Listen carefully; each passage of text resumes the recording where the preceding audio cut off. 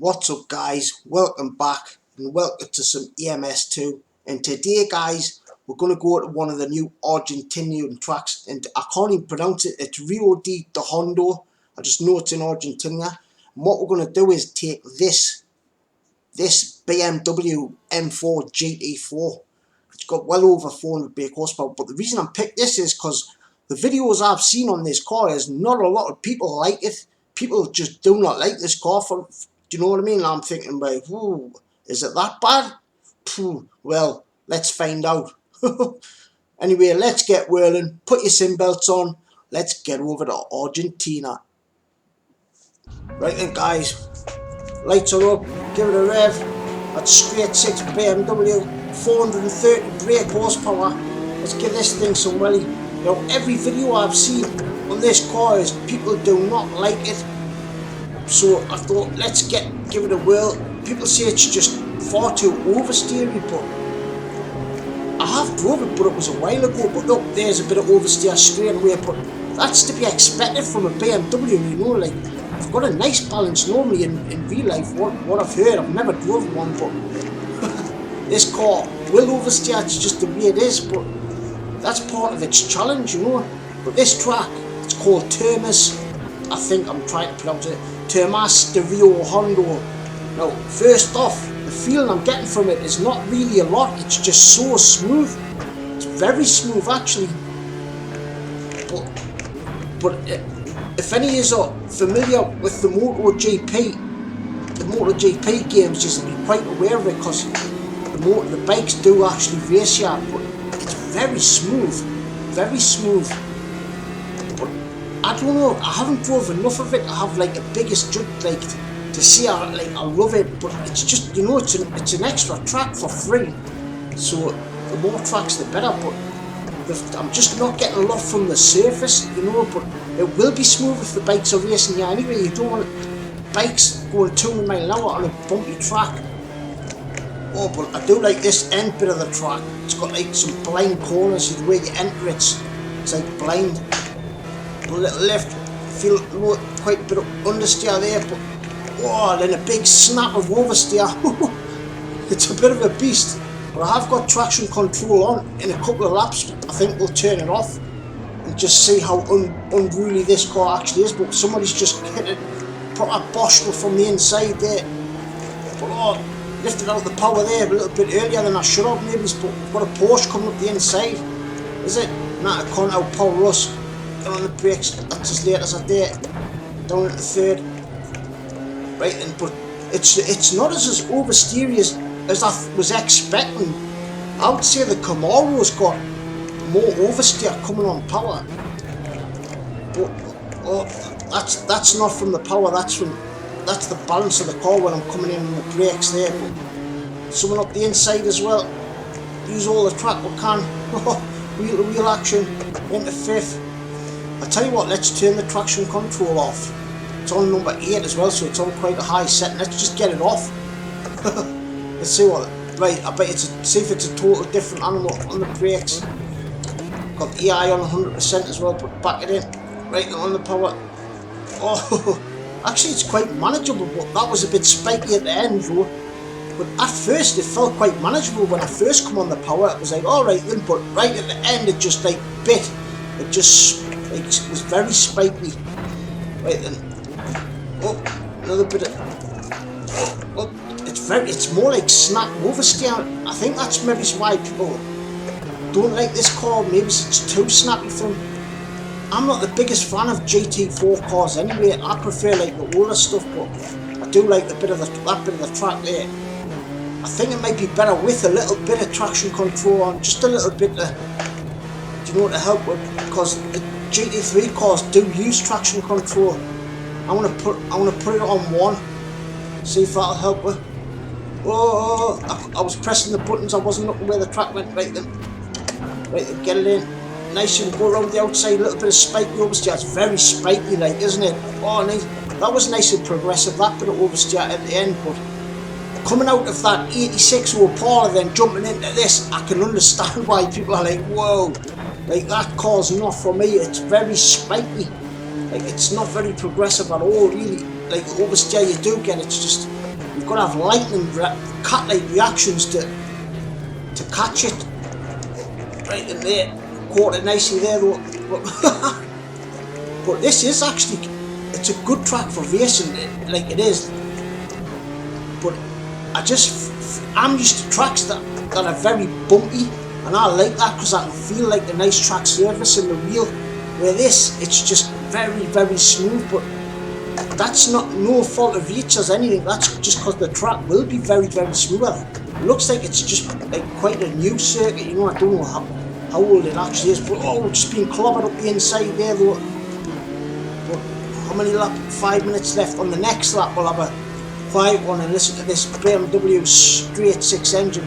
It's a turbocharged straight 6. It's got 430 brake horsepower, so it's got plenty of grunt. Try third, nah, second. Oh, I've just been clobbered again. Big kick oversteer. Now this bit, I do like this bit of the circuit because, is it this bit? I think, yeah, it's got like a blind entry. Chuck it in third gear. Didn't overcook it, just got away with it. But I do like this set of curves. Oh, the Chevy's just blasted up the inside over there. Good move, mate, good move. Let's see if we can get him back. Let's just send it up, maybe up, so we'll go up the inside. Maybe down a couple of cords. We've got the inside line, he didn't block his line. Down in a second. We've got maybe done 2 of them. Nice, the Porsche. Oh, nice little oversteer there. But anyway guys, let's have a listen to this straight 6 engine. Be nudge.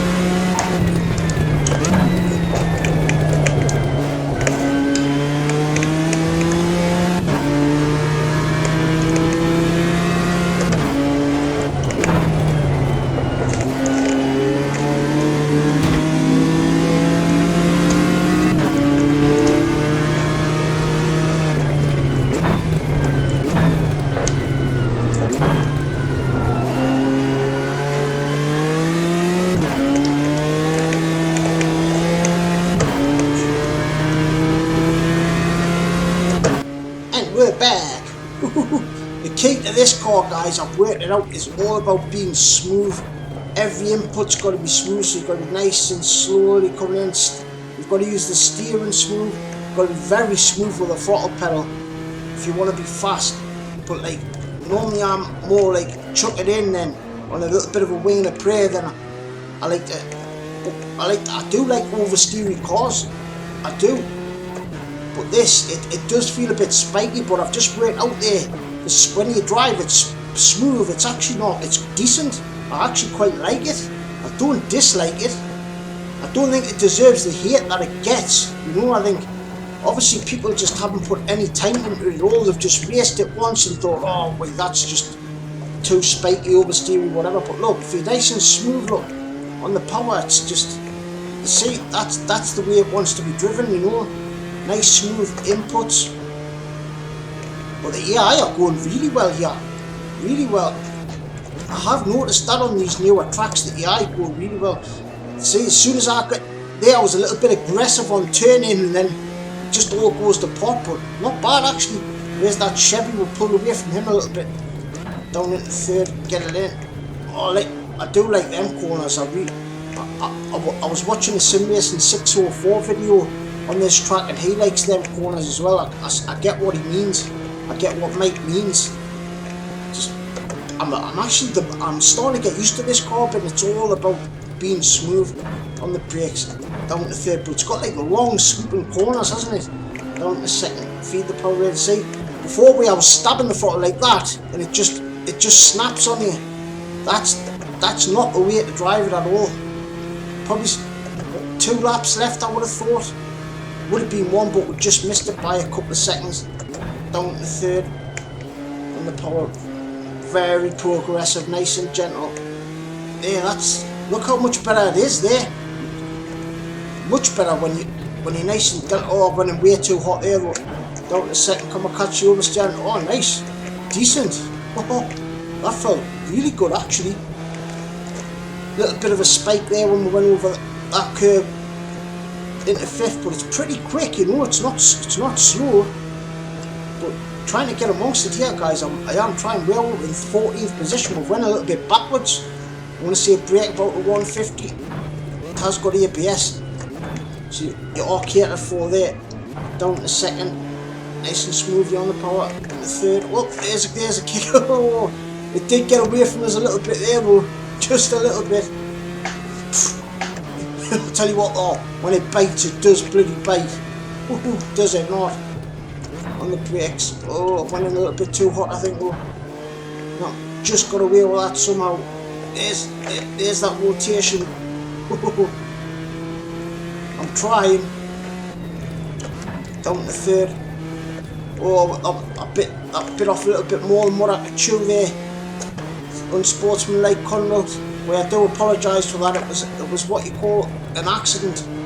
I'm trying to learn how this car wants to be driven, you know. I'm learning on the job here.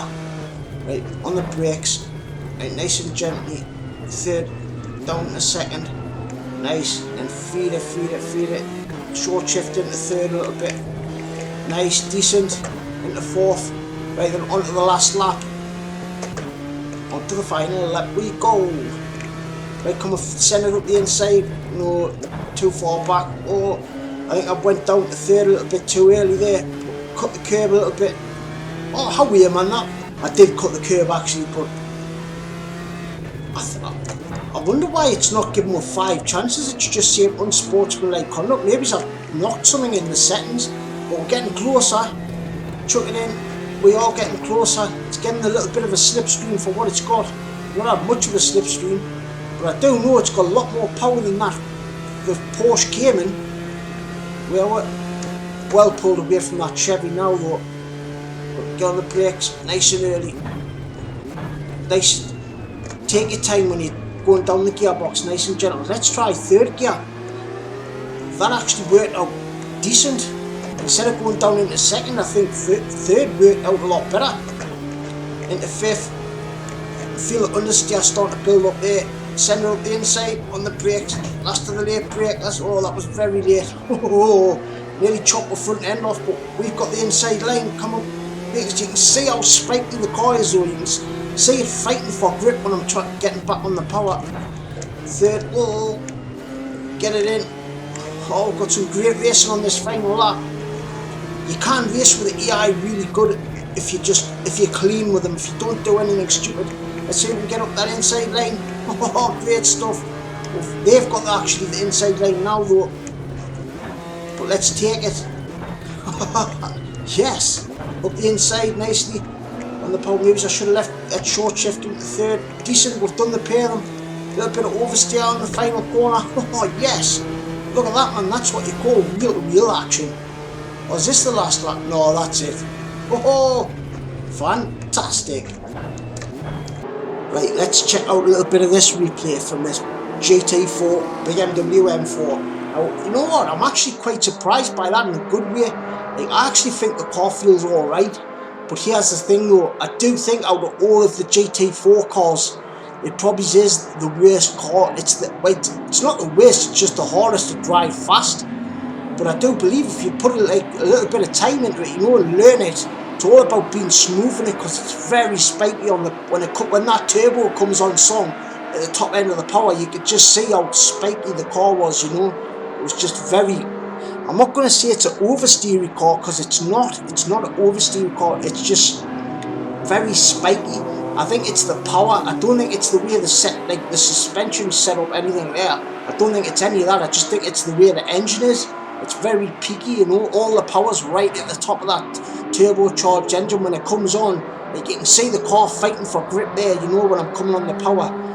But I did really enjoy driving it though, you know. Like, I think I'd enjoy the challenge of learning it, you know. But I'll tell you something though, if any of you have seen that video where I'm in that 86 Impala just drifting it pretty much everywhere, right? There's no way on earth that you could do that in this car. I'm not going to say it would be impossible, but I can't see like it happening in this at all. You would just, it's far too spiky, it would just be gone. But I did really enjoy the car. Like, I don't know why people hate it so much. Like, it's a lot better than people give it credit for. It was a free car anyway, you know, like, it's an extra car for free. But yeah, guys, I'll leave you with it. Tell us what you think of the track as well, actually. Like, I think this track's not one of my favourites, but oh, you can see the car got out of shape there. It's not one of my favourites, but I do think it's a great addition to EMS, you know. But let us know in the comments what you think about the car and the track. But thank you so much for watching. I'm going to love yous and leave yous. Peace from the northeast. Toodles.